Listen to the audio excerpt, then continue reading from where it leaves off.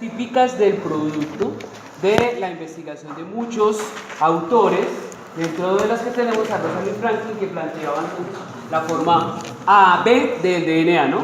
La forma B dijimos que es una estructura que está en solución, es decir, acuosa. En solución acuosa, y entonces básicamente va a tener una estructura muy organizada. Entonces dijimos que los puentes de hidrógeno, que son las interacciones electrostáticas, van a permitir tensar la molécula y que se parece, tal como cuando uno arma una tienda en una tienda de camping. Entonces básicamente los puentes de hidrógeno les va a permitir tensar la molécula y tenerla en esas condiciones. Que la estructura en X refleja, está como si la estuviera mirando de arriba hacia abajo, entonces refleja que es una estructura helicoidal, ¿no? Y que esas aristas entre punto y punto va a significar las bases nitrogenadas que están saliendo del eje perpendicular.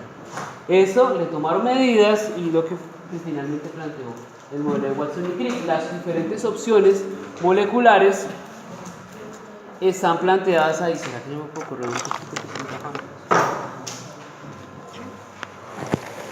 Ayúdenme que no va a la forma A y la forma B visto por difracción de rayos X, los trabajos de Franklin y Wilkins, y en la figura B es trabajo de Rosalind Franklin, igual modelo de estructura del DNA. Entonces dijimos que los puentes de hidrógeno unen las dos cadenas, que esas dos cadenas son complementarias y son antiparalelas, que la hebra está polarizada. ¿Qué significa? Que la hebra esté polarizada, ¿qué significa?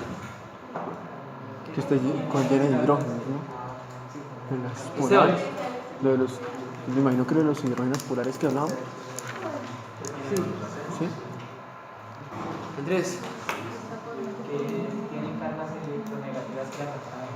Bueno, tienen un fosfato bien negativo, ¿no? Ese grupo fosfato le da una polaridad a la estructura y que dependiendo en qué solución esté y con qué esté interactuando le va a dar características particulares a la molécula, que son antiparalelas, ¿no? Entonces una va en sentido 5'3' y la otra en 3'5'. ¿Qué significa eso de que va 5'3'?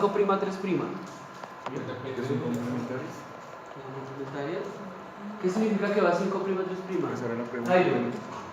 Quiere decir, digamos que cuando va en 5', es porque el ácido fosfórico está unido al carbono 5 de la hexacilribosa. Y en la 3' porque el hidroxilo sale del carbono 3 de la hexacilribosa. Correcto. Entonces la cadena siempre va a crecer, por ejemplo, en replicación, ¿en qué sentido? 5'3'. Siempre la cola de la estructura va a ser el 3'OH.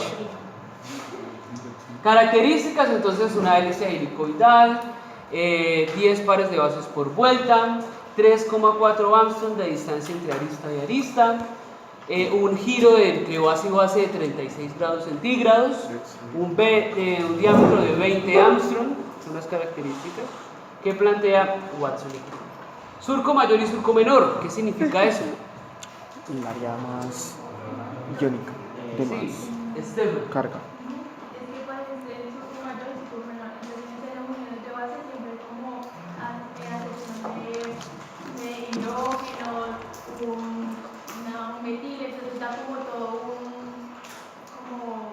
Una codificación, entonces para los del grupo mayor siempre como que hay 4 codificaciones, entonces va a ser mayor, para el momento digamos que es una enzima, pues... ¿Cómo codificación? ¿Como con el código genético? No. Daniela. Que es el surco mayor y el surco menor significa como a la superficie o el tamaño de la superficie en el que puede llegar las enzimas. Entonces, ¿Y eso de qué depende?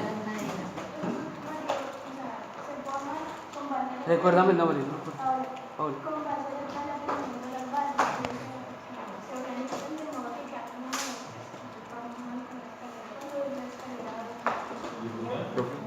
Ahí depende también de la graduación que existe, tanto los grados, porque en el surco mayor se encuentran los genes que permiten realizar la codificación y en el surco menor existen los genes que no realizan la codificación.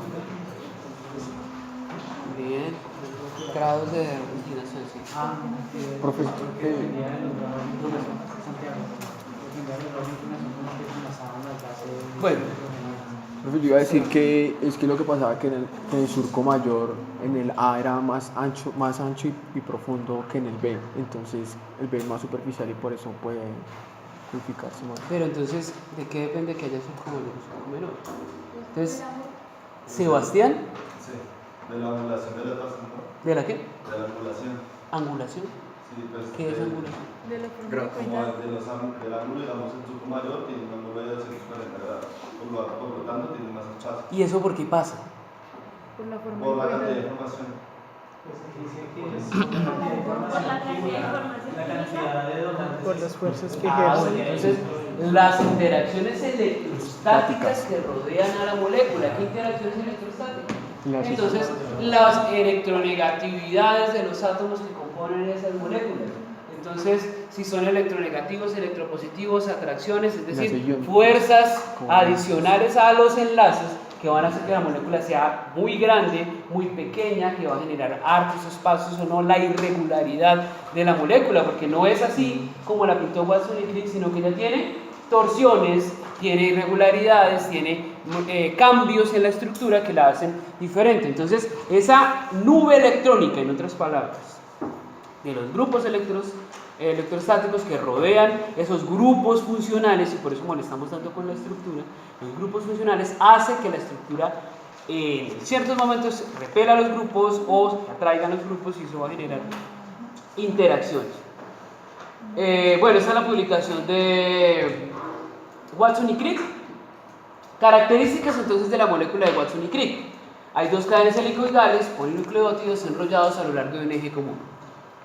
Las cadenas transcurren en direcciones opuestas, los azúcares fosfatos se ubican en el exterior, las bases nitrogenadas en el interior, las bases son perpendiculares al eje de la hélice y están separadas por 3,4 Armstrong. La estructura helicoidal se repite cada 34 Armstrong y hay una rotación de 36 grados entre base y base. Eso significa que si hay 10 pares de bases por vuelta, hay 360 grados, que hace que la molécula sea totalmente helicoidal. Y el diámetro es de 20 Armstrong. Características biológicas, la variabilidad de la molécula. ¿De qué depende la variabilidad? ¿O por qué es variable? Por la combinación infinita de bases nitrogenadas, es decir, del orden de esas bases nitrogenadas. ¿Que constituye un almacenamiento de información? Claro, porque es lo que se transmite de generación en generación y va a generar líneas celulares específicas, a eso le llamamos genes. Y el total de genes, incluyendo regiones intergénicas, es lo que llamamos genomas. La autoduplicación, es decir, que la molécula tiene capacidad de generar por complementariedad, entonces una cadena de nuevo, y eso es lo que conocemos como replicación o multiplicación del DNA. Y la expresión directa de esos secuencias que llamamos genes. Formas diferentes del DNA, entonces la forma B es la que planteamos, que es la que dice Watson y Crick. Características de esa forma B. ¿Gira hacia dónde? Estrógeno. ¿Es de estrógeno o no? Estrógeno.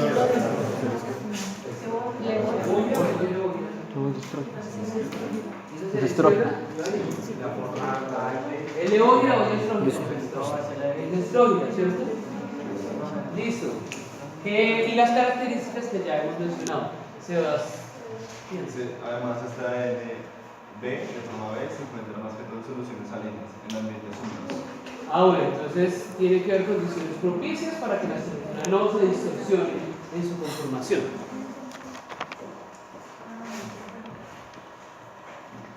Los surcos, me habían hablado entonces de las inclinaciones y los surcos, el diámetro que tienen esos surcos, 22 Armstrong, 12 Armstrong, la forma A. Características entonces de la forma A.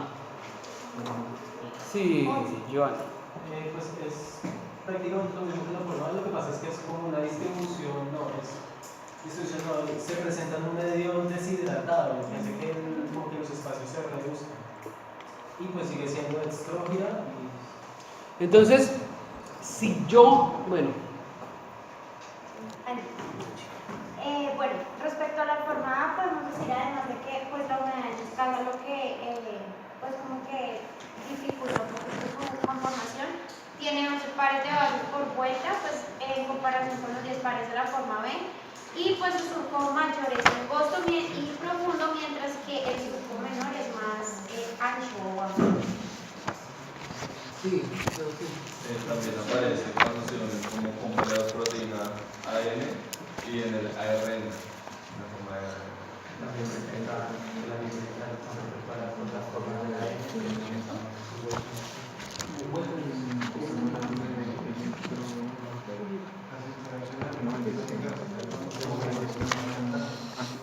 Bueno, entonces es una forma deshidratada. Es una forma deshidratada, le estoy quitando todos los apoyos que tienen interacciones electrostáticas para la molécula, para mantenerla en la forma Watson-Crick.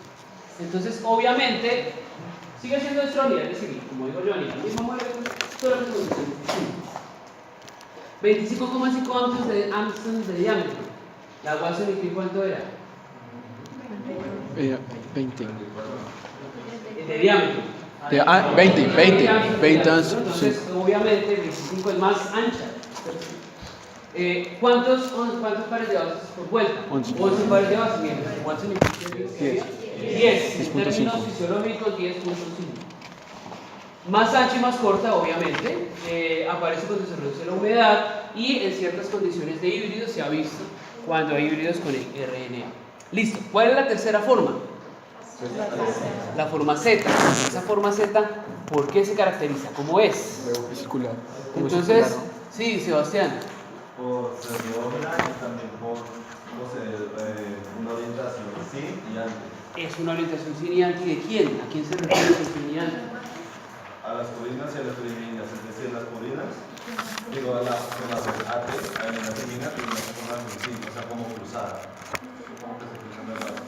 Entonces la característica de la molécula, dos características importantes. Una es de Bogira y la otra es que tiene estructura en zigzag en ciertas partes, ¿cierto?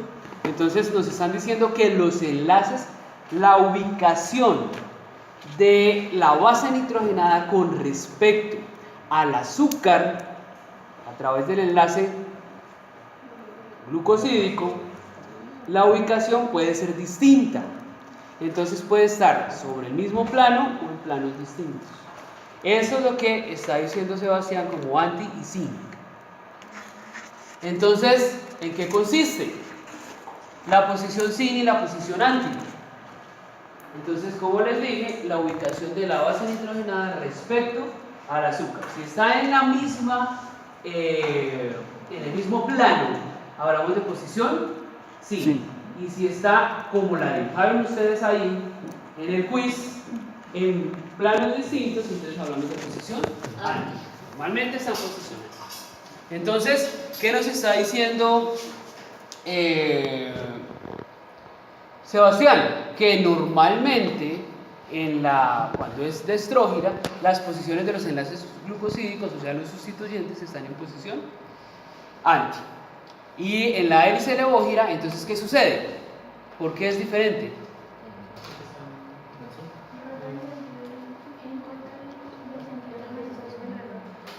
Entonces, van en contra, ¿por qué? Porque las purinas están en posición sin, ¿cierto? Y las pirimidinas en anti, y la alternancia de ese anti-sin va a hacer que la molécula adquiera una configuración o una conformación en zigzag, ¿no?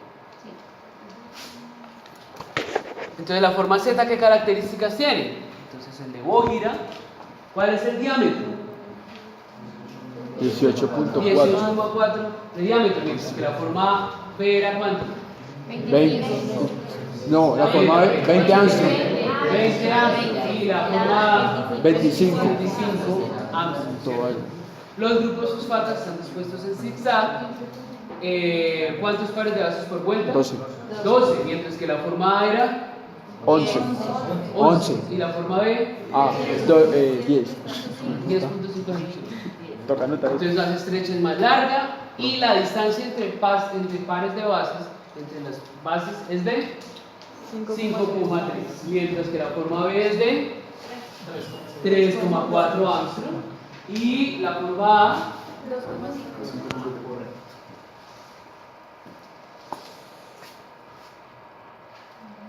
Entonces, si hacemos un comparativo entre las formas, simplemente la B es la de Watson y Crick, que es nuestra referencia, entonces es de estrógira, mientras la forma A es de estrógira y la forma Z es levógira. Forma y tamaño, la forma A es más ancha y más corta y la forma Z es más estrecha y más larga, el surco mayor, pues ahí vienen los surcos, la forma A es estrecho y profundo, es lo que me imagino que Giovanni se refiere con el hueco, y la forma Z sin profundidad, es decir, es muy somera la interacción. Y tiene sentido porque la forma Z tiene poca interacción con proteínas. El surco menor, amplio y no profundo, mientras que la forma Z, estrecho y profundo. Bueno, los diámetros ya los comparamos.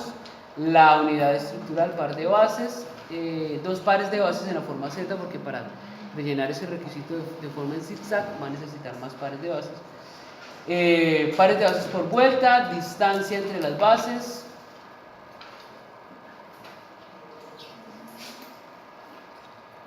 Eversión de bases. ¿Qué es eso?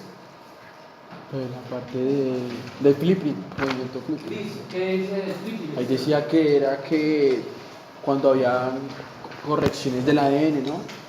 Que no implicaba gasto de energía porque lo hacía una base a la vez y que generalmente lo hacían enzimas cuando habían errores puntuales. ¿Sí? Creo, es que lo que me acuerdo. Giovanni. Van a existir unas partes individuales que van a sobresalir o revertir de la NSW y por lo tanto van a haber unas enzimas que van a metilar o van a extraer esas bases dañadas para procesos de reparación. ¿Alguien más? Eversión de bases significa que nos están diciendo varios puntos. Uno, que hay un menor gasto energético. ¿Por qué? Porque las enzimas, ¿cuál es la función de las enzimas? Cortar. No, porque ahí sí no está. Acelerar, catalizar. Catalizar una reacción, eso en cristiano ¿qué significa? Acelerar. Entonces, bajar la energía de activación, acelerar una reacción. Las enzimas, ¿qué hacen? Reconocen un sustrato. Si nuestro sustrato es el DNA, ¿cuál es la función de la enzima? Reconocer una determinada combinación de bases nitrogenadas, que es lo que llamamos blancos de reconocimiento de la enzima. Esos blancos de reconocimiento de la enzima, lo lógico es que tendría que la enzima denaturar el DNA para poder leer la secuencia, pero imagínense que no se da la secuencia. Entonces se la pasarían abriendo la molécula del DNA y cerrando la molécula solo para hacer una lectura. No era, vuelve a ser, no era, vuelve a ser, no tiene sentido. Entonces, ¿qué hacen? Hacen una lectura de qué? Vuelvo yo otra vez a molestar, con las interacciones electrostáticas. Entonces ya lo que va a leer es los grupos, la nube electrónica que hay en el exterior de las bases, conformada por esas interacciones, y ella va a hacer esa lectura.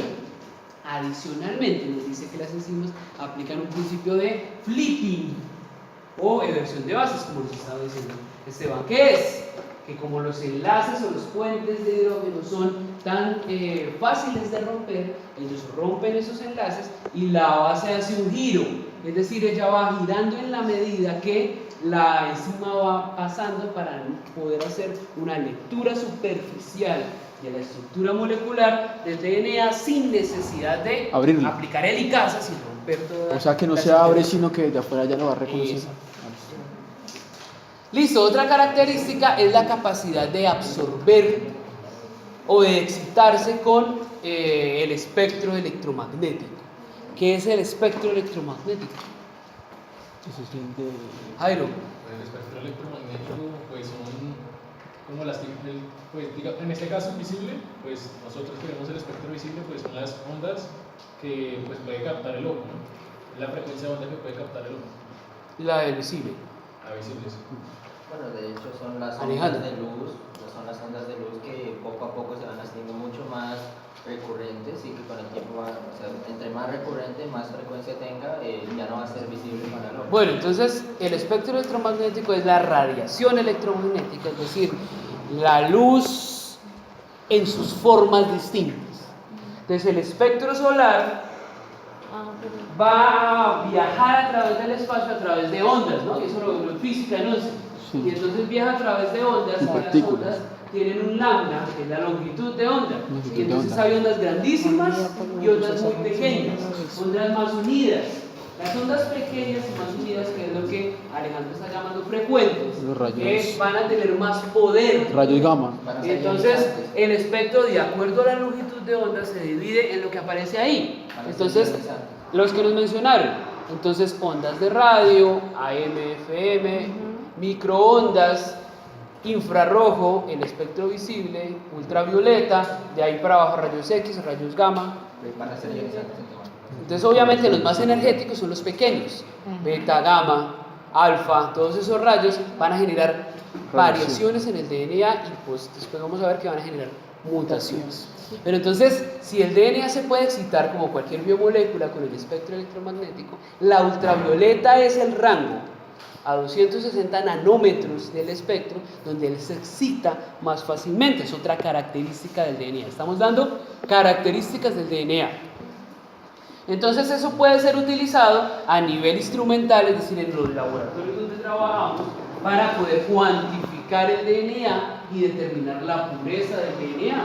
Entonces yo excito la molécula a 260 nanómetros y espero, si la molécula está pura, pues la absorbancia y la transmitancia van a ser las esperadas. Acuérdense que uno excita una molécula, ella absorbe algo y uno lo que mide es la transmitancia, lo que deja pasar esa molécula. Y entonces yo digo, mi DNA está puro, está impuro, tiene proteínas, tiene RNA, en el proceso de extracción y purificación de ese DNA. Y también me dice la cantidad. Entre más absorba, más cantidad. Entonces aplico un coeficiente y puedo hacer cuantificación. Entonces el aparato que aparece abajo es un espectrofotómetro de los viejitos y este es un espectrofotómetro de los recientes. Entonces el tamaño es como un poquito más grande que esta cartuchera alto. Y ponemos una gotica, un microlitro de DNA, o sea, la milésima parte de una gota, y ponemos esa gotica y cuantificamos nuestro DNA. Entonces son métodos instrumentales para medir el DNA. ¿Por qué? Por la característica que tienen nuestros ácidos nucleicos de ser excitados con luz ultravioleta. Características: denaturación. ¿Qué es eso de denaturación? Separar. Sí. Cambiar su estructura de su forma natural a su forma anatural. La pérdida de la forma que tiene, ya sea en las 12 horas o ya en colonias más pequeños. ¿En colonias más pequeños? No, porque los codones ya es cuando se transcriben. Esos son 3 pares de bases. La desnaturalización. La desnaturalización es la ruptura de los puentes, o sea, como de los puentes que hay entre las dos hélices para que se separen. Entonces, como la ruptura de estas fuerzas electrostáticas para dejarlos en su forma. La ruptura de las fuerzas electrostáticas.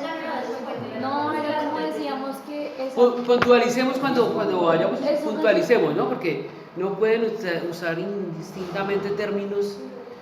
Si las va a separar, ¿por qué me está mencionando las interacciones electrostáticas? Eso se hacía a calor. ¿A calor? ¿Cómo a calor? Por la naturalización se rompen los puentes. Entonces, ¿qué estamos rompiendo?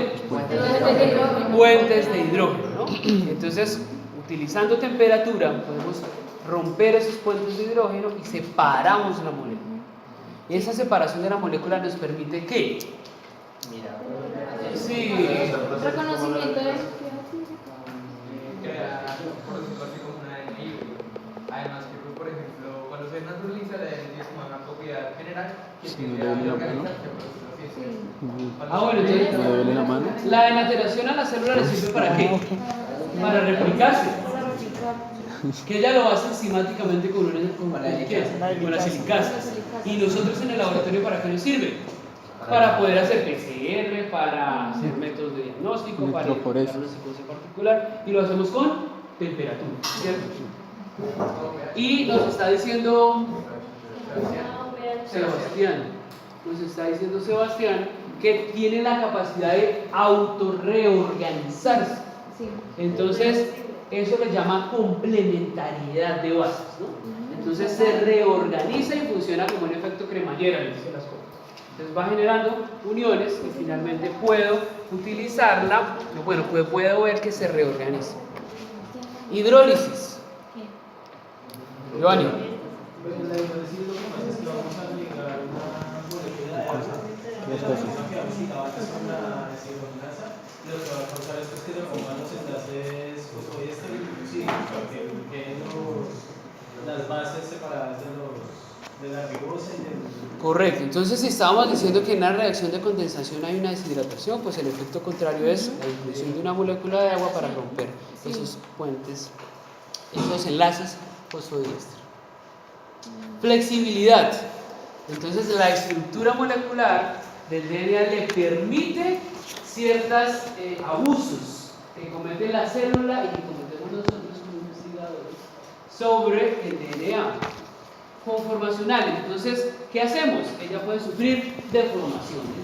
Entonces, las enzimas lo estiran, lo comprimen, alargan, lo doblan, lo curvan, no más que hace el nucleosoma. Empaqueta todo esto. Entonces, además, sufre cambios de pH, cambios de temperatura, cambios de condiciones electrostáticas. Entonces, básicamente, puede sufrir toda serie de transformaciones y variaciones y realmente no sufre un mayor daño posible, a menos que estemos hidrolizando la molécula. Entonces, ya romper los enlaces fosfodiéster, eso ya no se puede reorganizar por sí solo. Eso es enzimático, ¿no?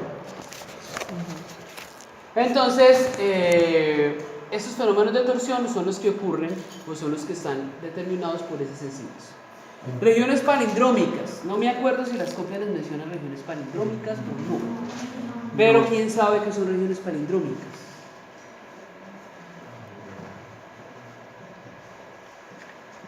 ¿Qué es el ejemplo ahí? En castellano les enseñaban a uno sobre palíndromos. Pues es que tanto en un lado la secuencia como en el otro es lo mismo, ¿no? Entonces, el palíndromo es Adán, si leen de izquierda a derecha, dice Adán no calla con nada, y de derecha a izquierda, lo mismo.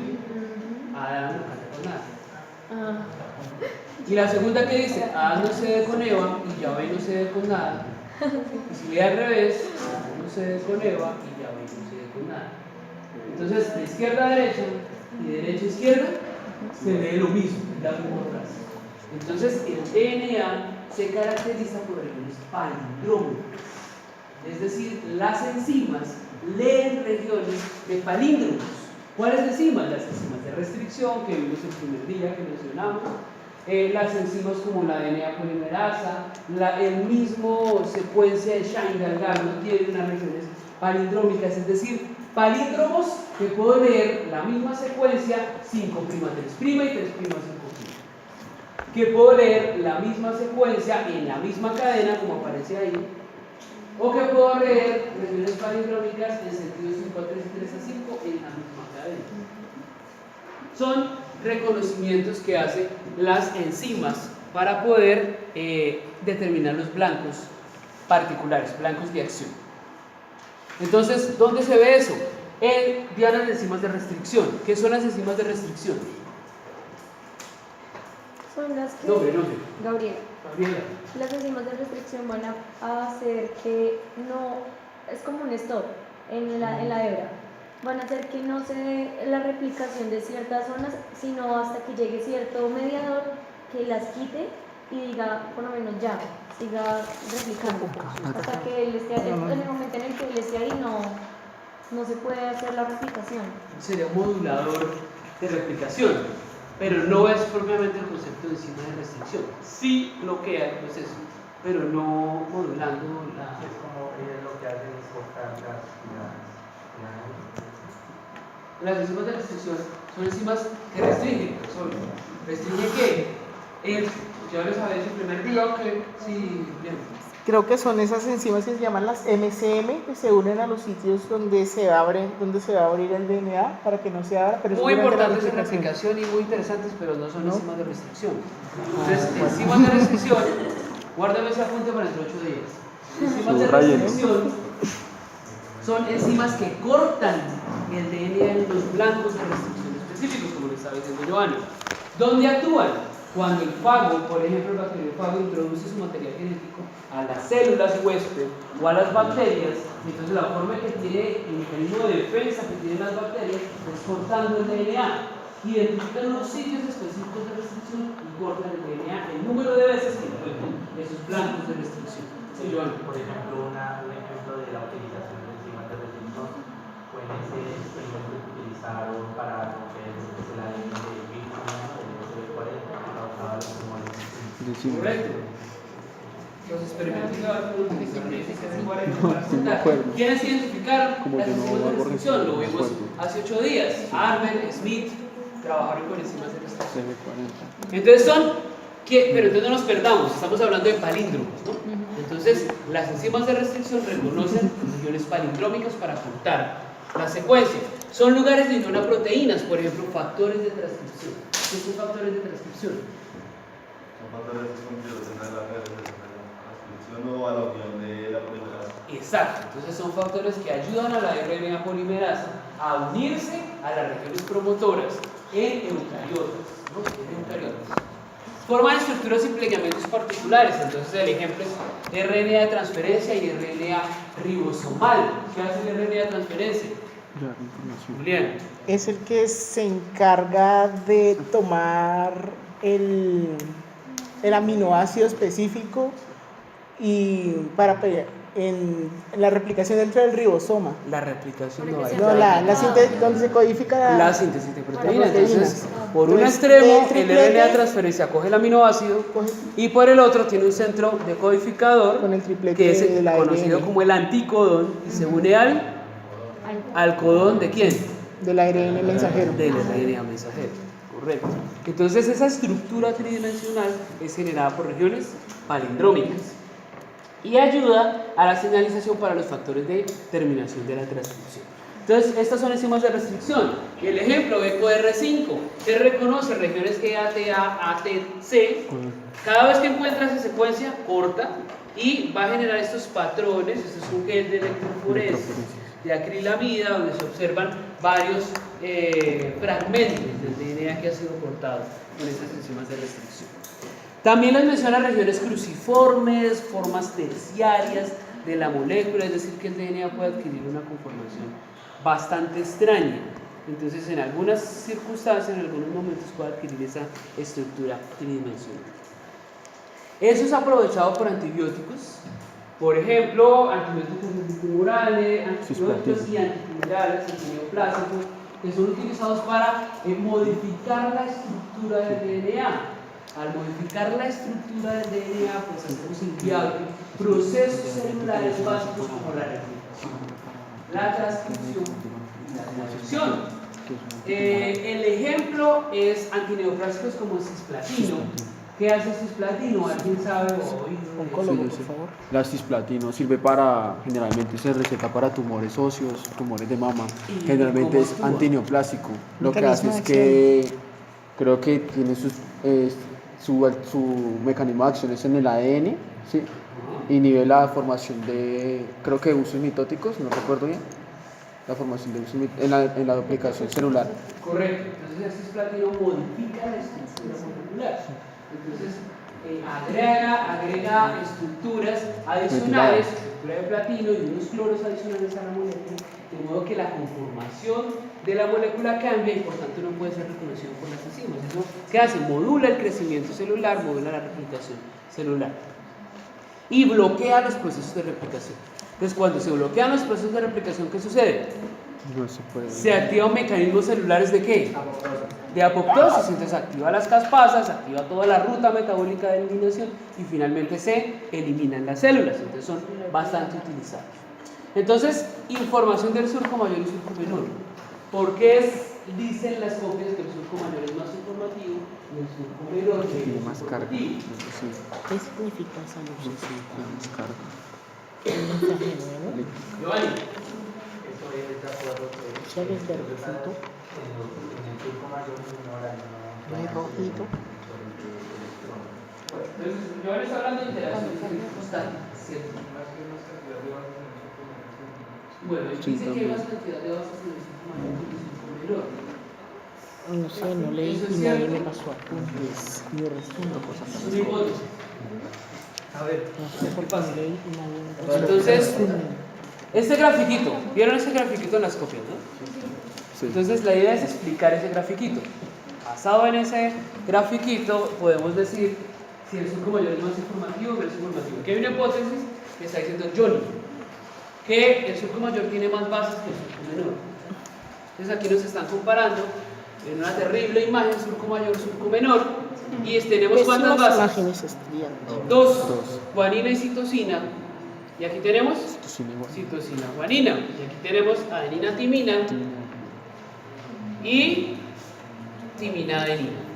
¿Cierto? Entonces, número de bases las mismas. Porque si decimos que en la forma en que usted corta transversalmente el DNA, eso es un corte transversal, y pongo la imagen, hagan de cuenta que saco una porción del pastel, una tajadita del pastel, estoy viendo un corte, como si fuera un corte histológico. Entonces veo la placa y estoy viendo transversalmente la estructura del DNA. Entonces tengo dos bases, guanina y citosina. ¿Por qué es más informativo?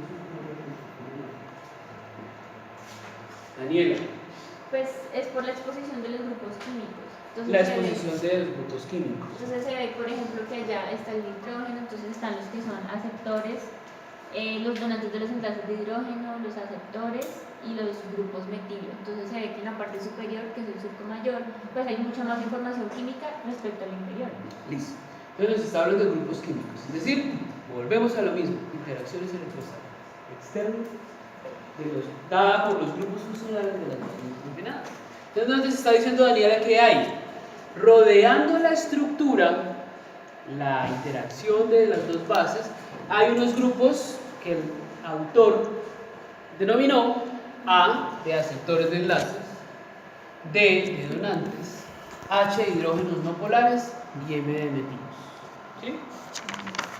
¿Cuáles son esos hidrógenos no polares? Son los que están unidos a un elemento, a un átomo muy positivo. no polares no tienen, no muy electronegativo. Por ejemplo, el carbono, y entonces no puede generar puentes de hidrógeno, ¿cierto? Hidrógenos no polares y metilos, que generan una nube electrónica bien interesante. Entonces, de acuerdo a eso, el autor, para tratar de explicarlo mejor, se inventó un mini alfabeto. Y ese mini alfabeto representa esos grupos o esas interacciones electrostáticas. Entonces, aquí dice que la unión de guanina con citosina a través de 3 puentes de hidrógeno tiene una nube electrónica que, de acuerdo a esa codificación, tiene un grupo A, que es aceptor donante y hidrógeno por este lado, que llamamos el surco mayor. Pero si vemos por el otro lado, que es el surco menor, tiene un aceptor, donante y aceptor. Entonces, ¿qué hacen las enzimas? Las enzimas van a hacer una lectura superficial de tu molécula de DNA en sentido 5' a 3' o de 3' a 5', porque ya se pueden mover como quieran. Entonces lo que está diciendo el autor es que si vemos el surco mayor y voy leyendo en un sentido, y en ese sentido tengo guanina, citosina, entonces voy a reconocer un aceptor, un donante y un hidrógeno no polar. Pero si el sentido va en contravía, entonces voy a tener hidrógeno no polar, donante, aceptor. O sea que si leo por un lado y leo por el otro, la información va a ser distinta. Mientras que si me voy a lo que el libro le denomina el surco menor, voy a tener aceptor, donante, aceptor, y por el otro lado, aceptor, donante, aceptor. O sea que esto es lo mismo. Y aquí, diferente. Entonces se dice, bueno, pero eso qué importa. Que vaya a un lado y para el otro, eso no es importante. Para nosotros no es importante, pero para la enzima sí. Es decir, la enzima hace el reconocimiento del sentido palindrómico de la secuencia y por tanto es informativo. Entonces, ventaja del reconocimiento enzimático sin mayor gasto energético, sin obligar a la molécula, a la célula, a abrir la estructura. Bueno, características de nuestro DNA. Restricciones topológicas del DNA. ¿Qué es eso de plectonémico? Les menciona en el texto.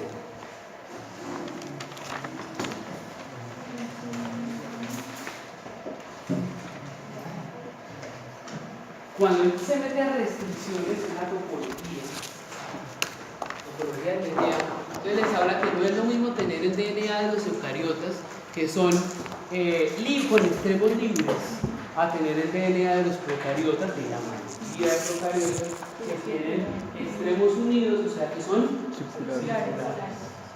Entonces el material genético de los organismos puede ser lineal o puede ser circular. Entonces les habla de restricciones topológicas en la estructura. ¿Qué son restricciones topológicas en la estructura? Giovanni. Son casos especiales que se dan en el organismo. Por ejemplo, nos hablaba sobre el virus antes de 40, que presentaba este ADN circular, también algunos plasmidos de bacterias, también el bacteriófago que es el que infecta la Escherichia coli, que cuando se infecta, se tiende a circularizar por la presencia de unas regiones monocatenarias libres en los extremos complementarios y permite el ADN se circulariza. Bueno, ¿para qué? Bueno, cuando habla de restricciones es porque tal vez, o tal vez no, cuando el DNA va a cumplir su función biológica, el DNA está ahí ¿para qué? Para transmitir información, ¿no? Es un banco de información. Y para poder hacer esa acción de transmitir información necesito utilizar unas enzimas que realicen el proceso de replicación. Entonces, en otras palabras, el DNA tiene que estar todo el tiempo desenrollado, ¿correcto? Entonces tiene que estar con acceso ilimitado a las enzimas que realizan su función. No es lo mismo desenredar la piola de una cuerda de cometa cuando se enreda en el extremo, es decir, puedo fácilmente desenredar, trate usted de desenrollar la piola de cometa cuando se enreda sin romperla. Cuando se enreda, el nudo está en la mitad de la piola, o se forma una maraña así. Las luces de Navidad. Bueno, las luces de Navidad es una cosa. Entonces, no quiero que llegue diciembre. ¿Qué significa? Que no es lo mismo tener los extremos libres a tener los extremos unidos. Si el DNA es circular, tiene limitaciones topológicas para realizar de desenredarse y de poder permitirle el acceso a las enzimas. Entonces, es el problema que plantea en los organismos que tienen DNA circular. Pero eso les brinda más resistencia, ¿no? ¿Cómo? Eso les brinda más resistencia. Por ejemplo, las bacterias, que ahí está como el factor que los hace susceptibles, por ejemplo, o resistibles a algunos fármacos. Entonces, ellos entre más ADN o plasmidos tengan, o sea, su ADN circular, más resistentes van a ser a la... Las copias les mencionan que hay ciertas estrategias, por ejemplo, la de los organismos que habitan en ambientes extremófilos, ¿no? Entonces, que su enrollamiento no es negativo, sino positivo, para hacer que la molécula sea mucho más empaquetada y mucho menos asequible a las condiciones que las pueden denaturar. Entonces, el DNA puede estar enrollado, súper enrollado, o puede estar relajado, ¿no? Y entonces eso les da unas características particulares. Entonces, el libro tiene unas ayudas que pues le permiten a uno entender un poquito este asunto. Entonces vamos a tratar de ver algunas de las ayudas que tiene ese libro, que es la biología molecular del gen.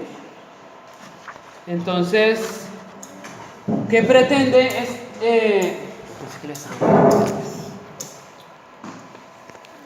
Bueno, ¿qué pretende este autor? Tratar de que entendamos un poquito qué es eso de superenrollamiento positivo, superenrollamiento negativo, número de enlace, fuerza de giro, fuerza de torsión, que es básicamente lo que determina la interacción con las enzimas. Entonces,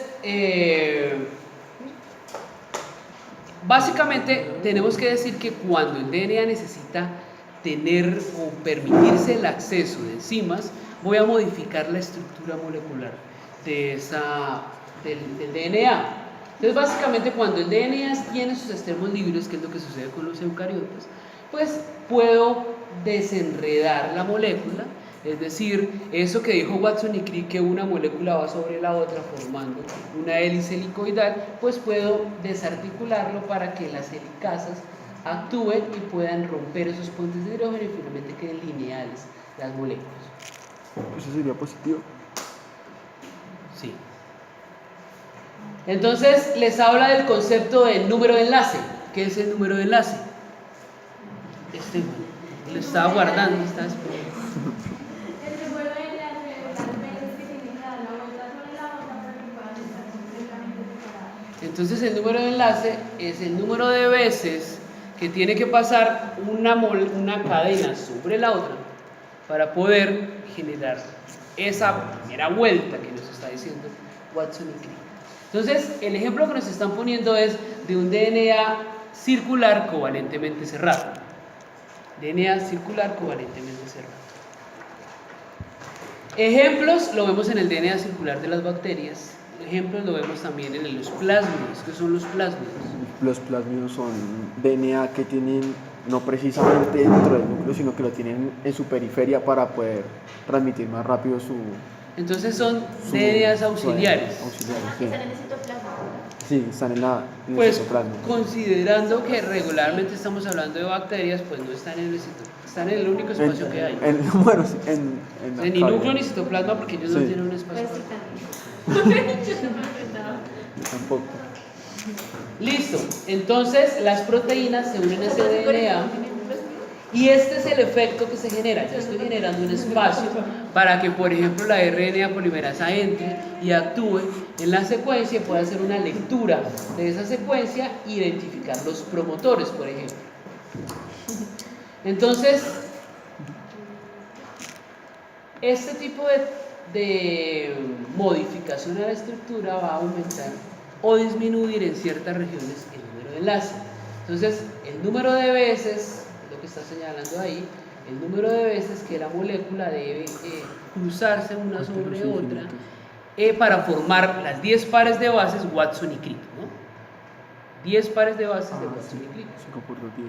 Porque las otras no se Porque es decir, de perspectiva yo estoy solapando una sobre otra, cuento 10 pares de bases y es los puntos de unión sobre 10 pares de bases. Es decir, dependiendo de la perspectiva yo viera como si se estuvieran cruzando, pero no, el punto donde se cruzan es los puntos de 10 pares de bases. Entonces el número de enlace va a permitir representar el número de veces que la molécula de DNA puede pasar sobre la otra. Entonces en este caso el número de enlace es 5, es decir, en 5 puntos debe cruzarse la molécula para poder generar esa estructura Watson y Crick. Entonces las copias les dicen que el número de enlace se calcula por el número de giros y el número de torsiones en un campo tridimensional. En otras palabras, yo tengo mi molécula doble, mi DNA bicatenario. Entonces uno es pasar como haciendo una trenza, ¿no? Pasar una cadena sobre otra, pasar una cadena sobre otra, eso está determinado por lo que llamamos los giros. Entonces hagan de cuenta, el mismo texto les dice, señora. O sea, decía que el giro era como una cadena pasaba sobre la otra. Y en su programamiento cuando la hélice ya las dos le cruzaban entre sí. Entonces, hagan de cuenta, ¿qué les digo yo? De esas escaleras colgantes que usan los helicópteros o el cable de teléfono, que es el ejemplo que les pone el mismo texto. Esas escaleras colgantes representarían mi molécula de DNA 5', 3', 3', 5'.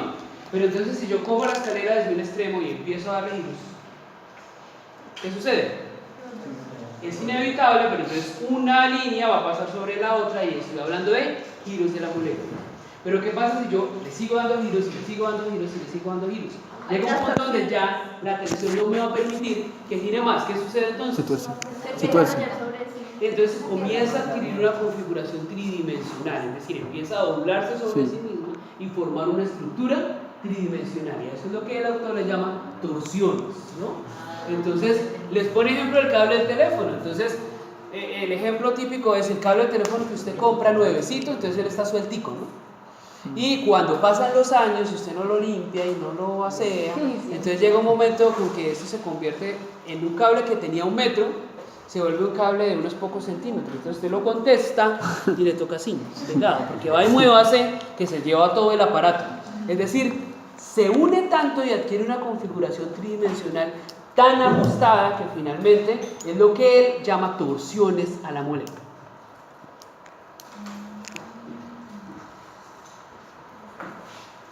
Entonces, bueno, la fórmula, el número de giros sobre el número de torsiones de esta molécula. Y eso me va a dar el número de enlace de la molécula. Digamos que en cada circulito hay un par de bases, ¿no? En cada circulito Sí. hay un par, no, una serie de bases. ¿Una serie? Ah.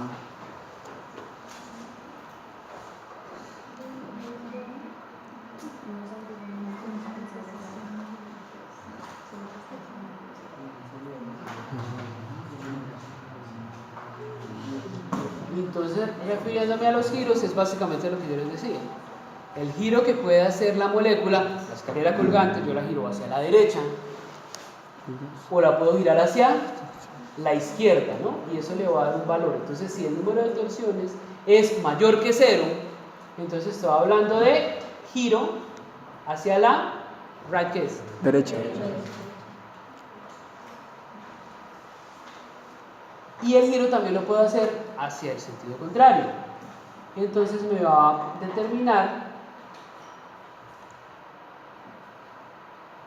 Entonces el DNA gira hacia dónde? Hacia la derecha. La Watson y Crick. Derecha. Hacia la derecha. Se le va a llamar hacia la derecha positivo, hacia la izquierda.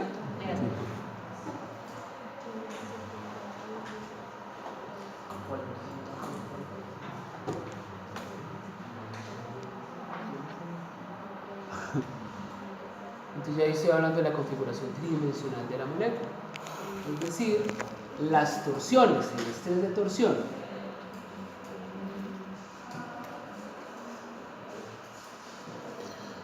Y me está hablando de un entrecruzamiento o estructura plectonémica, ¿no? Entonces el autor me habla de que puede ser hacia la derecha y también puede ser hacia la izquierda esa estructura tridimensional, y eso le va a dar un valor o va a afectar la fórmula del número de enlace. El número de enlace dependiendo hacia dónde gira la molécula, ¿no? Entonces vean, dW que es el giro, WR que son la estructura tridimensional, y eso finalmente afecta el número de enlace, porque el número de enlace es la sumatoria de las fuerzas de torsión por las fuerzas de giro. Alejandro. Es por esas fuerzas que cuando las helicasas separan el ADN para la traducción, para la transcripción, que el ADN tiende a enrollarse y es necesario otra enzima que lo mantenga estirado para porque es que, acuérdense que les dije que las enzimas, bueno, vean que las dos, ya le respondo eso a Alejandro, vean que la fuerza de torsión entonces puede estar determinada por el giro, es decir, la estructura tridimensional, pero también cuando una enzima actúa es como si enrollara yo la molécula en una estructura, que es lo que está mostrando ahí. Entonces, en otras palabras, ¿qué fuerzas surgen efectos sobre ese DNA? Entonces, primero, tengo las dos cadenas y las enredo, ¿no? Es decir, una fuerza de giro. Luego pueden adquirir una conformación tridimensional, es decir, pueden adquirir una estructura tridimensional. Pero cuando interactúan con las enzimas es como si las enzimas envolvieran el DNA. También puede ser hacia la derecha o hacia la izquierda. En los tres casos que hemos mencionado, el giro puede ser hacia la derecha o hacia la izquierda. Efectivamente, ¿por qué necesito yo proteínas de una cadena sencilla o famosas SSB? Porque el DNA en su estado natural él tiende a reconformación, a generar una reconformación de su estructura, y obviamente necesito mantenerlas separadas para que se desarrollen. Profe, esa interacción enzimática siempre va a generar una fuerza.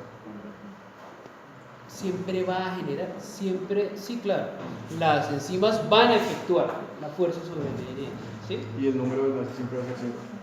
No, el número de enlace de que depende, porque es una cadena hipotética, pero si implicamos que tiene solo 5 números de enlace, pero pueden ser miles, ¿no? claro, estamos hablando de toda la molécula de DNA. Solo está diciendo que las magnitudes, en otras palabras, Conclusión de estas diapositivas, que las magnitudes van a cambiar dependiendo de qué fuerzas esenciales estén interactuando sobre el DNA. Si la fuerza es hacia la derecha o hacia la izquierda, si es una fuerza de torsión o es una fuerza de giro.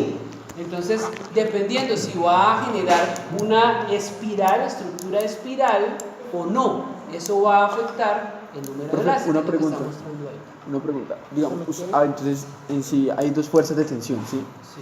La que ejercen las enzimas en el caso tal de que nosotros vamos a aprender, que son las que ellas mismas, usted decía que iban a enrollar como si fuera un tornillo, Sí. y las que van a hacer ella misma como si fuera la escalera, ¿sí? Que pierde su... Sí, que a lo último se empieza como a enrollar ella misma, ¿sí? Y la otra serían fuerzas de giro, que es así, son dos, derecha o izquierda, y ya. No, pero es que entonces vean que fuerza de giro es la primera, ¿no? Tengo yo mis dos cadenas, 5', 3', 3', 5'. Cruzar una sobre otra me va a generar una fuerza, es decir, es como si yo cogiera la escalera y le diera vuelta. Sí. Pero la vuelta puede ser hacia la derecha o puede ser hacia la izquierda. Eso me va a generar entonces una fuerza de giro. Luego aparece una fuerza de torsión, entonces aparece una estructura tridimensional.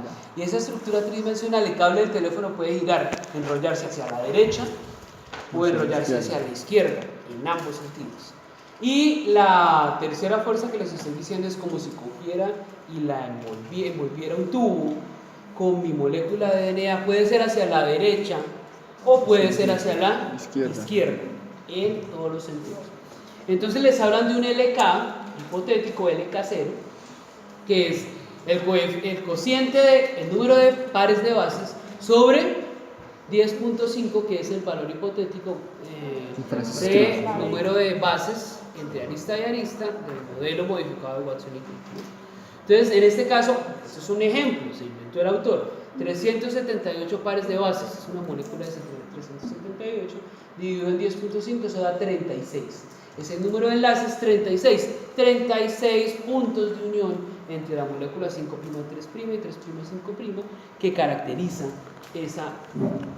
Así que esa formulita va a salir una cosa. Entonces, aquí ya le estamos aplicando una fuerza de tridimensional o una fuerza de torsión. ¿Hacia dónde gira? Hacia la izquierda. Por tanto, aplicando la fórmula sería el valor del número de el valor de la fuerza de torsión menos la torsión tridimensional que hay, que va en sentido hacia la izquierda, eso me baja el número de enlaces a 32. Solo estoy tratando de que entendamos un poquito el reguero de fórmulas que aparece ahí, el enredo que aparece ahí en el texto.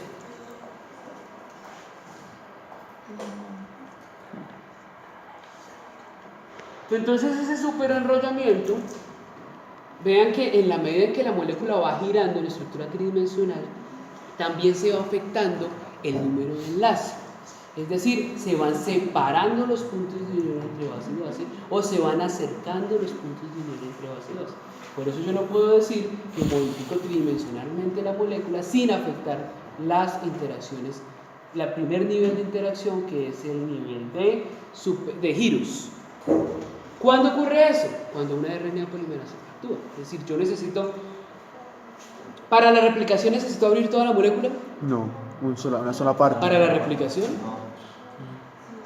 Sí, ¿Cómo la copio? Sí, toda, claro. ¿Para la transcripción necesito abrir toda la molécula? No, ahí sí no, porque imagínense, sería una locura. Entonces solo se abre el espacio del pedacito del DNA que tiene el gen que voy a transcribir. Y sí, Para la síntesis de proteínas también es necesario abrir. ¿para la síntesis de ADN es necesario abrir la molécula? No, ¿Solo un pedacito?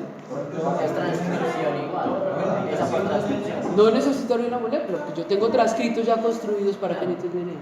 Sí, ya está transcrito. Es decir, traducción es interactúas con el RNA mensajero, ¿no? Con el RNA mensajero. Y no ocurre ni siquiera en el caso de los eucariotas, no ocurre en el núcleo, ocurre en el citoplasma. Entonces es otro cuento, otra sección, otro asunto. No interactúa con el DNA. Una pregunta, esa tercera fuerza que usted habló acerca de que se puede enrollar en una enzima, ¿esa misma fuerza es parecida a la que hace para que el ADN se enrolle en las histonas? Claro, es que eso es lo que hace el nucleosoma. Entonces el texto les dice, Las bacterias necesitan una girasa, que es una topoisomerasa 2, porque no tienen nucleosoma, es decir, no tienen ese efecto que hago yo para envolver el DNA en las estomas. Correcto. ¿Qué enzima es la que participa?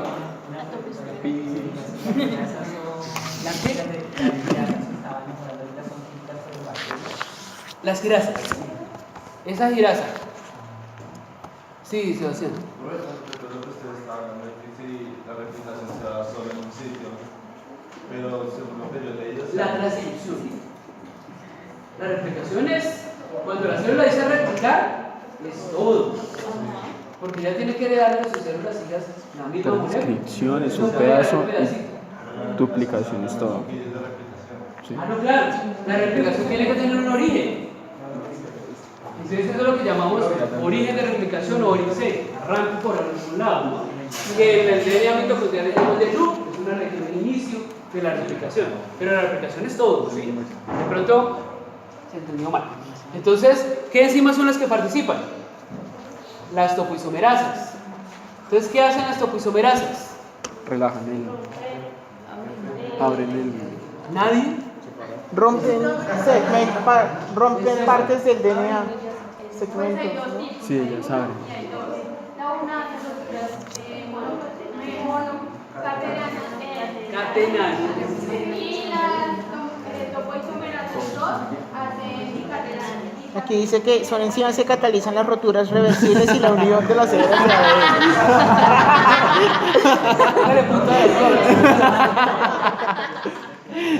¿Qué significa eso, Julián? Pues que rompen partes específicas del ADN. Ah, bueno, entonces ellas catalizan una ruptura de qué enlace. De los puentes de hidrógeno, o sea, son una helicasa. Del fosfodiéster.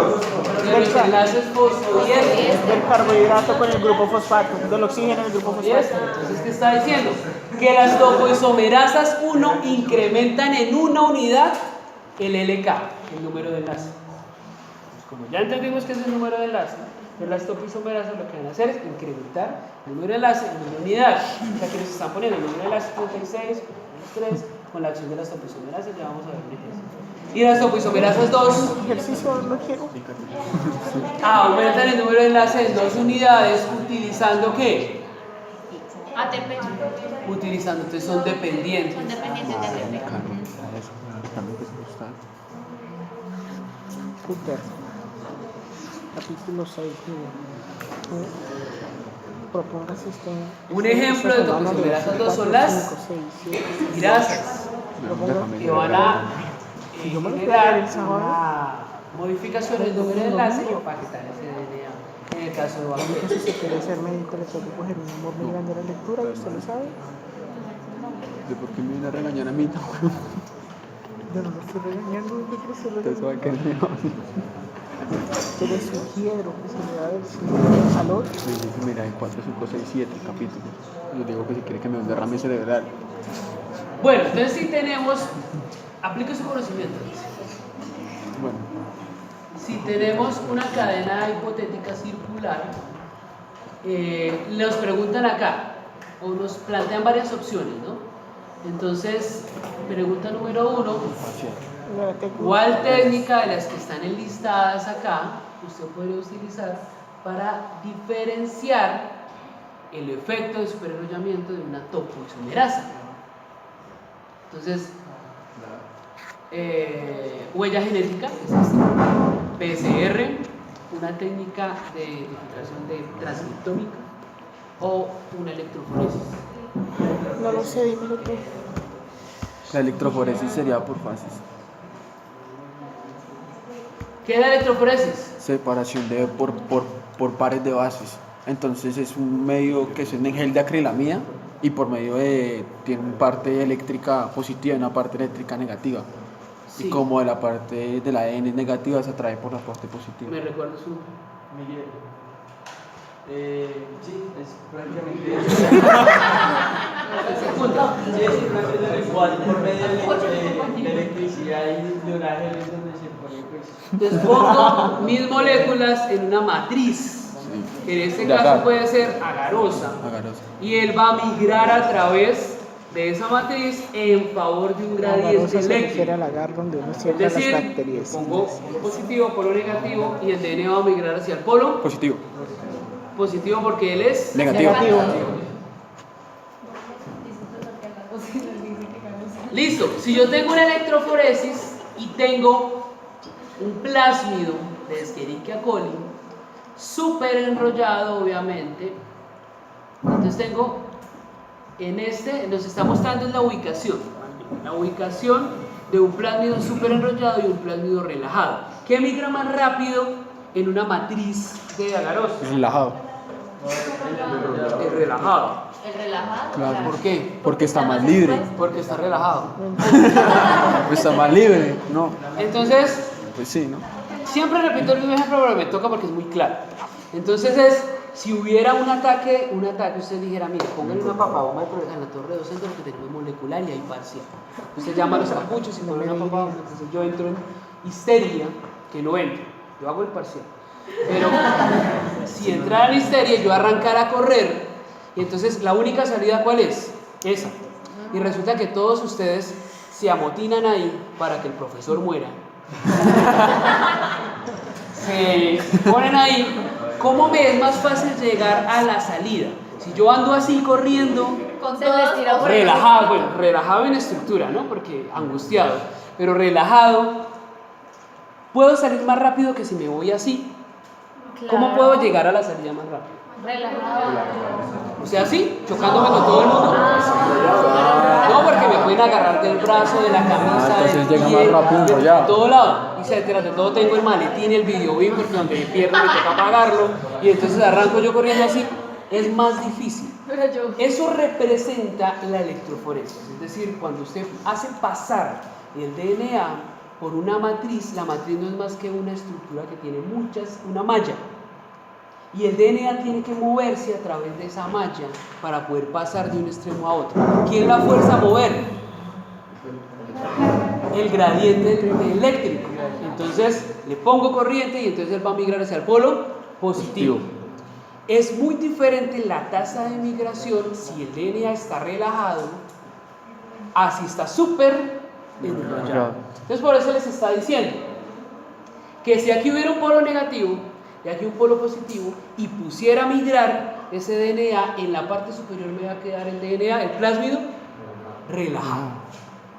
Y en la parte de abajo me va a caer el plásmido súper enrollado. Súper escogido. ¿Sí?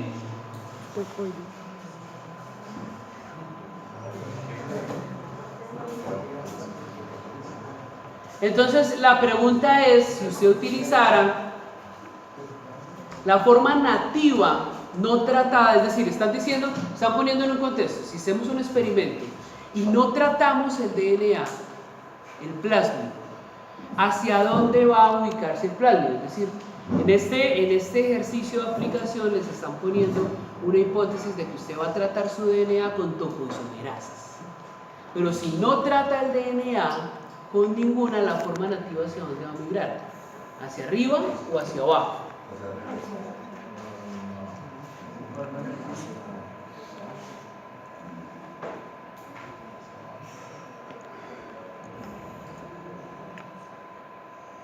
Entonces va a migrar con una tasa alta, no, me expresé mal, no migra hacia abajo, eso obviamente tiene que migrar hacia abajo porque este es el polo positivo. Es decir, queda al frente del gel o queda rezagada arriba. Si no tiene ningún tratamiento, el DNA va a estar súper enrollado y por tanto va a migrar muy rápido, va a llegar hasta el final del gel. Listo, entonces aquí dice, en la línea 1 está el DNA relajado y más el super enrollado, ¿cierto? Relajado y super enrollado. En la línea 2, ¿qué vamos a tener? El nativo no tratado con la enzima particular. Listo, la pregunta 3, ¿qué les dice? ¿Qué les pregunta? Ese va a quedar nativo porque ya tiene la topoisomerasa. Entonces, si lo trato con topoisomerasa 1, ¿qué hace la topoisomerasa 1? Romper los enlaces de fósforo. Incrementa el número de enlace en 1, ¿cierto? Entonces le va a permitir relajarse el DNA. Entonces, ¿dónde va a quedar? Arriba. Baja, pero igualmente.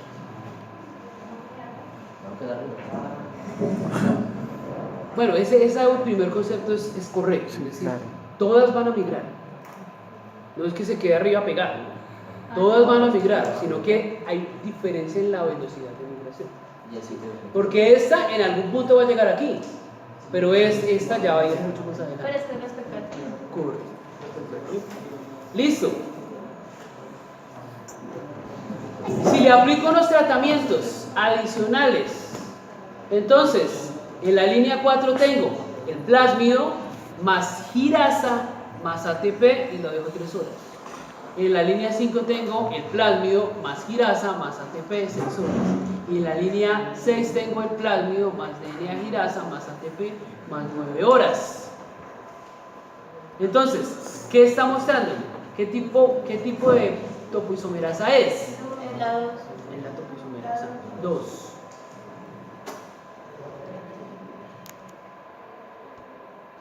Basado en la posición de las bandas para el DNA tratado, ese girasa, ¿cuál de estas afirmaciones cuál podría ser verdad? Entonces tenga en cuenta que puede ser más de una respuesta.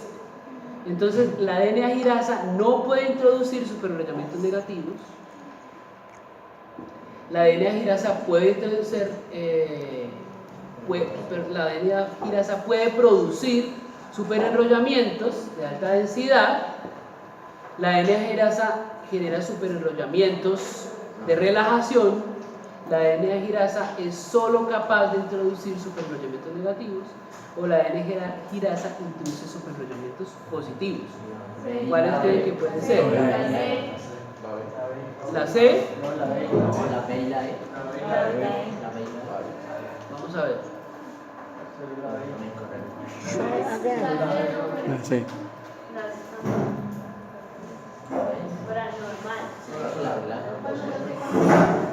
¿Y cuál más? Y la C. No, bebé bendito. Perdimos el año. Entonces, ¿la DNA girasa introduce superenrollamientos negativos? No. ¿Eso es falso o es cierto? No puede introducir superenrollamientos negativos. La DNA girasa puede incrementar o puede producir superenrollamientos. Sí, eso es verdad. ¿Relaja la molécula o la superenrolla? La enrolla. La enrolla. ¿Probamos? Sí. Sí.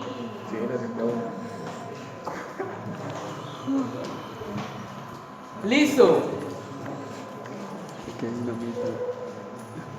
Tratamiento línea 7. Entonces, la estructura nativa, es decir, el plásmido, más no tratado DNA circular covalentemente cerrado de un termófilo. ¿Cómo es el DNA del termófilo? Es súper enrollado, usted decía. Súper enrollado, pero ¿hacia dónde? ¿Súper enrollado positiva o negativamente? Positivamente. Súper enrollado positivamente. El test les dice que es de los pocos organismos que el súper enrollamiento es positivo. Ah, es por eso que ahí sacan las enzimas para lo de la PCR. En el termófilo, sí. Sí. La Sí. Sí, Catalina.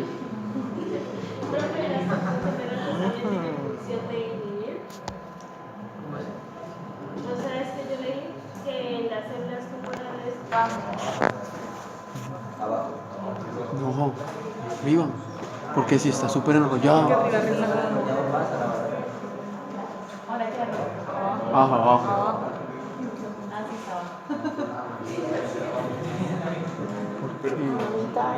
Claro, porque no significa que entonces arriba es donde va a quedar ¿qué? Relajado. Lo que pasa es que el superenrollamiento es en sentido contrario. Es positivo. Pero sigue siendo. Ah, sí, igual que en el Claro, anterior. no Ah, sí. tendría forma de subsistir el organismo.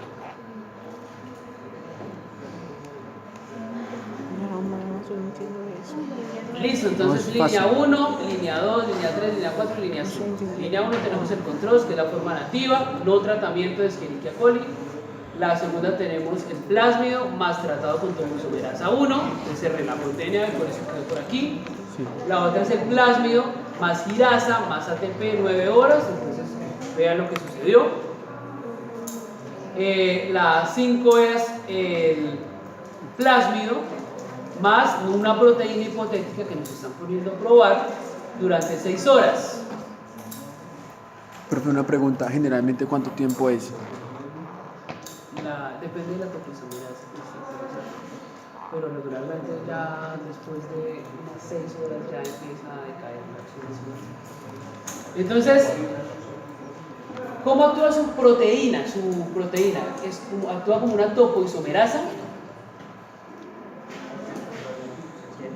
Vean la proteína, nos están preguntando por eso. No está contando como topoisomerasa. Entonces vamos a ver, podemos decir sí o no, que nos dé más información. Más Información.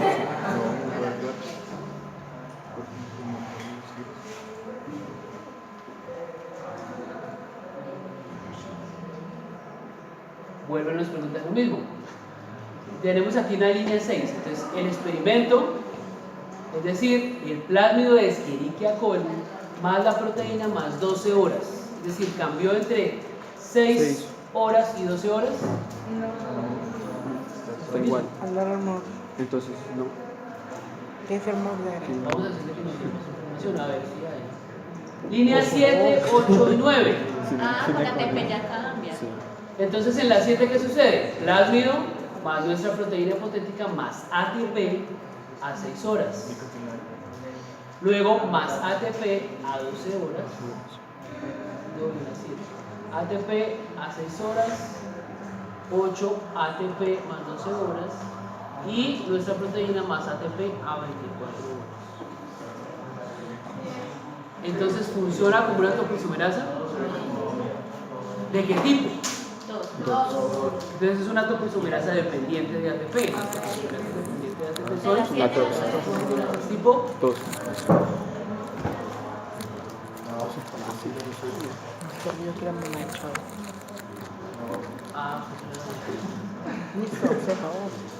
O sea que antes era topoisomerasa, sino que no tenía ATP. Entonces le faltaba un motor para la reacción.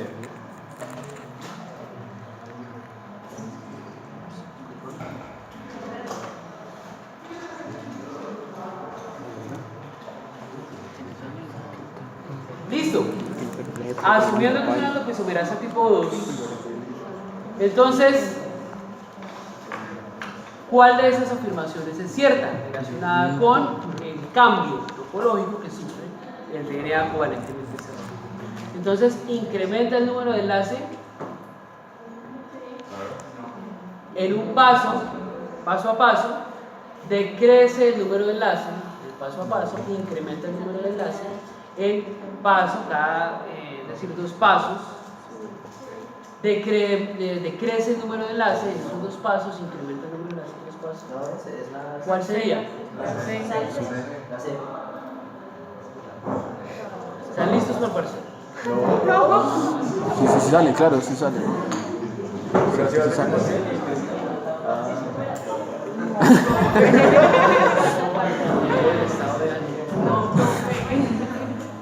Listo. Julián nunca dice nada más. Entonces, ¿qué nos pregunta Se aquí? absorbe todo lo de su entorno. Los bilingües. What? Julián, sabe inglés. Julián, ¿qué pregunta ahí? Esta parte Que los estados sirvan para algo. Porque una superenrolamiento positivo. proteína. No, una topoisomerasa.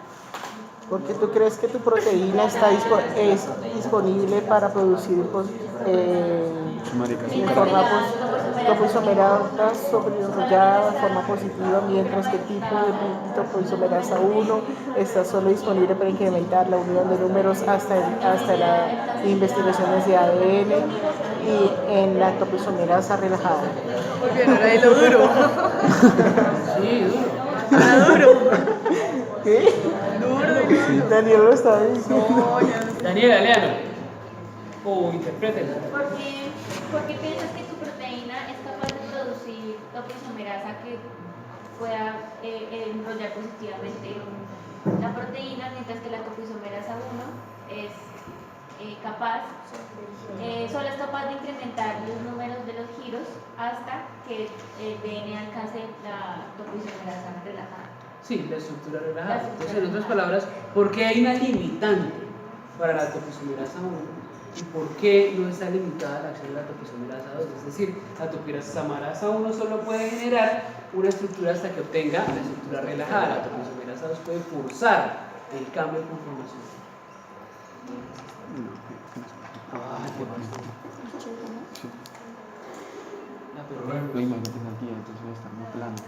Señor, superenrollar negativamente la estructura, en otras palabras, es utilizada por la bacteria para superempaquetar el DNA. Pero no puede relajar. Relajar el paquete.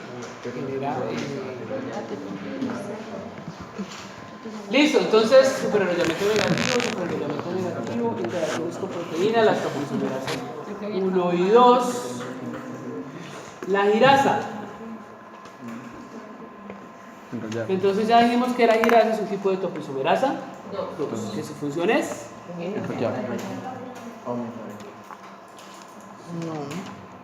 entonces los superenrollamientos negativos son introducidos por la girasa y son eliminados por enzimas del tipo topoisomerasa tipo 1. Por eso siempre cuando se aplicaba la topoisomerasa tipo 1 nos quedaba arriba en el gen, ¿no? Son blancos de varios antibióticos que inhiben el enzima procariota con más intensidad a los de la procedencia eucariota, y ambas regulan el grado de superenrollamiento. Entonces, aplicaciones, es decir, existen ciertos antibióticos que actúan sobre la estructura del DNA para alterarlo, ¿no? Entonces, son mecanismos de acción que actúan sobre el DNA. La mayoría de los mecanismos de acción de antibióticos están sobre la transducción, unos pocos sobre la transcripción y otros sobre la replicación. Es decir, que en el caso de cisplatino, que lo mencionamos al principio, y en el caso de las quinolonas, ellas van a afectar las topoisomerasas. Entonces, afectando la estructura de las topoisomerasas va a evitar que el DNA se empaquete y se desenrolle. Por tanto, va a tener poco acceso a las enzimas, van a tener poco acceso a él, y finalmente van a bloquear el proceso de replicación.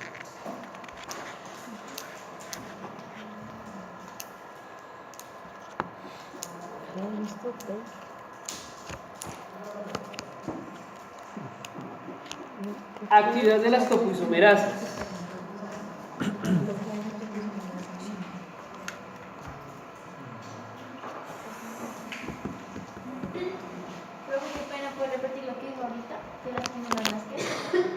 Las quinolonas son un antibiótico que actúa a nivel de la estructura del DNA. ¿Cómo? Inactivando o inhibiendo la acción de las enzimas topoisomerasas. Eso hace que afecte el desenrollamiento y el empacatamiento del DNA, y eso afecta la función de replicación. Y eso entonces va a activar apoptosis de muerte celular. Por las caspas. Y lo mismo el cisplatino, que va a actuar a nivel de estructura del DNA. La reacción de las topoisomerasas. No, pues sí, de las topoisomerasas sí, pero digamos de los... No, es que esta mirando aquí en la guía no está tan claro, marica. ¿Qué cosa? Esta vaina no está tan clara. ¿Qué cosa? No está tan claro, pero estoy mirando. ¿Usted me leyó toda? No tengo tiempo. No está tan claro, marica, no está muy plano ahí. No entendí desde la segunda página. Entonces. Ok, es que no sé cómo pasa el programa, ¿no? No lo hace. No, pues que no diga programas como ella. Profe, una pregunta. ¿Usted nos podría decir cómo se llama ese programa para buscarlo, para estudiar? Bueno, sí, no, con animación y todo. Sí, es que se ve bien bonito. Se ve bonito. Que si se lo puede pasar. Yo conectando la USB ya. Bueno, ¿cómo es la interacción? Entonces esta representa la enzima. Esto representa nuestro DNA, ¿no? Entonces tenemos la enzima, lo que hace es generar un intermediario bioquímico circunstancial, es transitorio. Entonces, vean que el sitio activo, les dije que las enzimas tienen lugares, unos bolsillos, que llamamos sitio activos o sitios de la enzima. Los daños que pueda ocurrir en una enzima en sitios no catalíticos no son tan graves, es decir, no afectan la estructura funcional de la enzima. Los daños que ocurran en el DNA, justo en ese triplete que codifica para el aminoácido, que es catalítico, va a afectar la estructura de la enzima. Entonces, en otras palabras, nos está diciendo que el sitio activo de la enzima está determinado por esta tirosina, ¿no? La tirosina, vean que tiene, ¿qué estructura tiene? Es una estructura polar, tiene un OH, y ese OH le va a permitir cambiar la configuración del sustrato, que en este caso es nuestro DNA, para generar ese corte en la estructura. Tiene un aminoácido básico, un residuo básico, que lo que va a hacer es robarse un hidrógeno, volviendo ese OH muy negativo y adicionalmente sin cumplir sus valencias, ¿no? Entonces eso va a generar que afecte o ataque el fósforo La profesora decía que la proteína se unía a los dos lados cuando la corta, que el sitio activo se pegaba a un lado, ¿sí? Y en el otro lado quedaba el grupo OH libre, que también se pegaba, pero no sé si también en el sitio activo de la tirosina o esa parte. Es el sitio activo de la tirosina. Entonces la tirosina va a generar una ruptura, una desestabilización en el sentido 5,3' y por el otro lado también un aminoácido básico va a generar entonces esa compra. En otras palabras, estoy explicando por qué molecularmente estoy rompiendo los enlaces fosfodiéster, ¿no? Rompiendo los enlaces fosfodiéster. Que una forma dijimos que era hidratándola, poniendo una molécula de agua. Aquí lo que estoy haciendo es con los mismos aminoácidos generando el rompimiento de la estructura.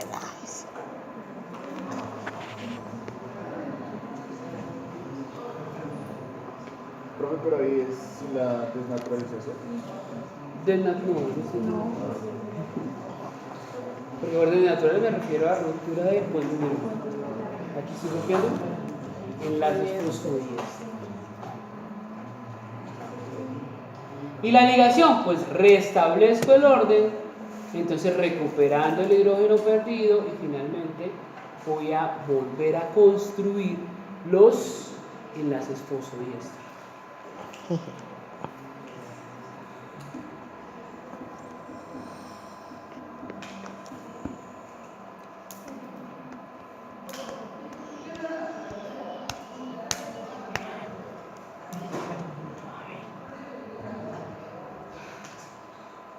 Lo que me va a permitir aumentar el número de enlace en una magnitud como ya vemos.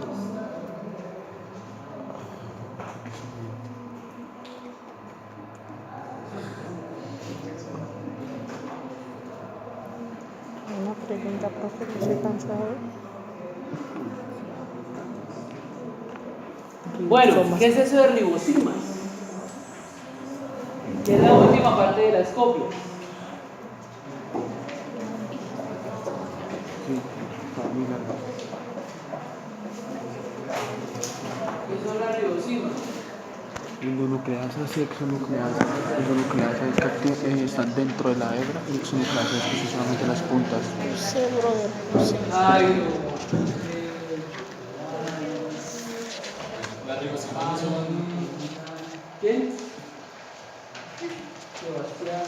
Va a ser pilo. Uncle Steve. ¿Quién está hablando? Las ribosimas son enzimas compuestas por arriba. Entonces, si la ribosima se refiere a la acción que tienen el RNA en ciertas configuraciones o conformaciones, de modo que actúa como enzima. Paola.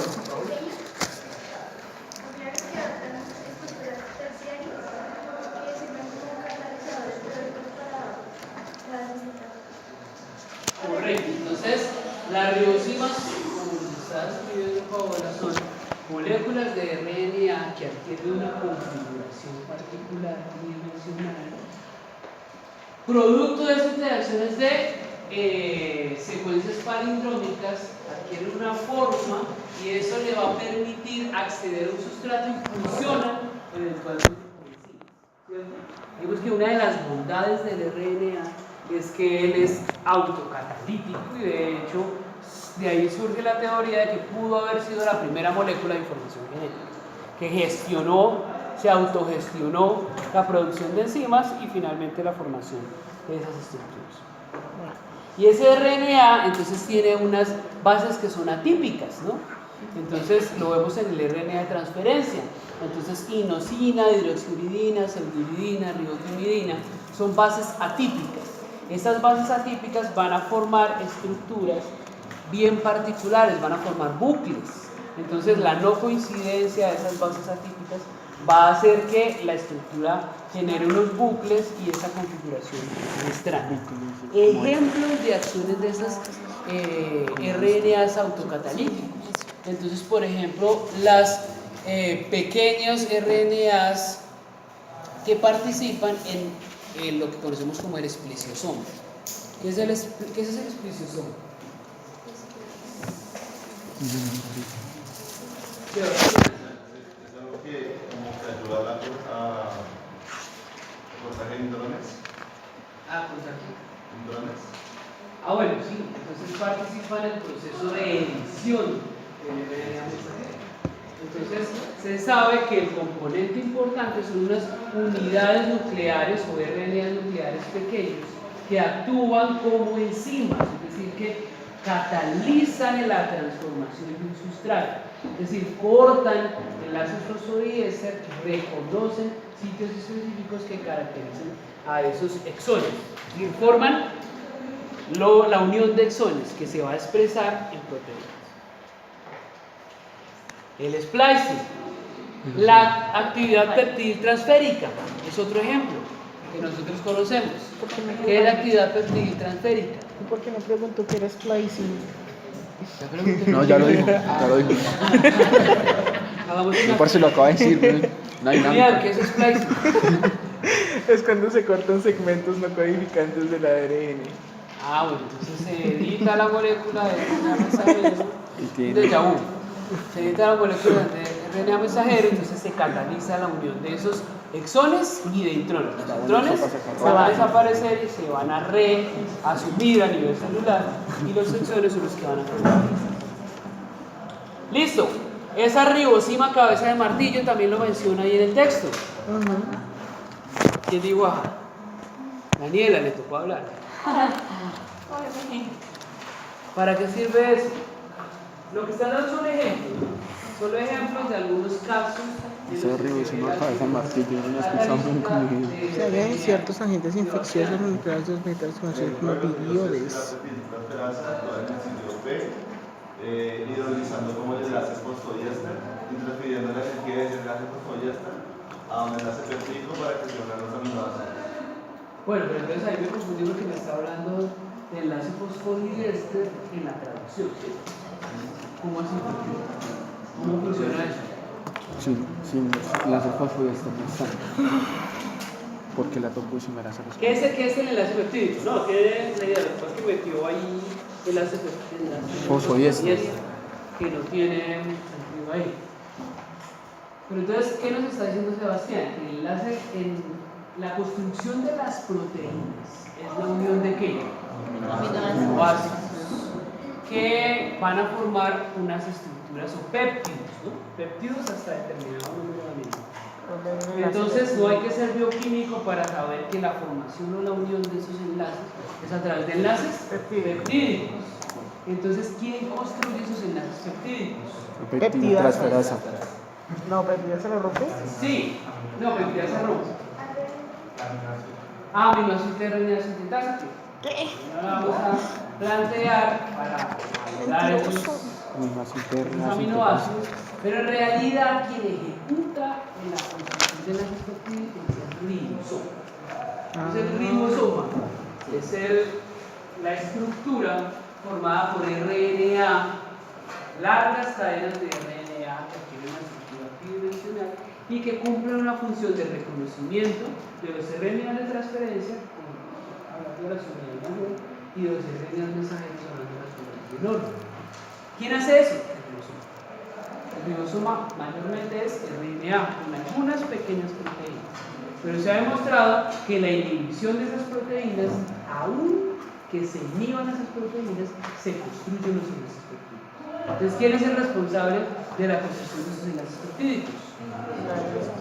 RNA. Entonces, son ejemplos de texto que se están dando para activación.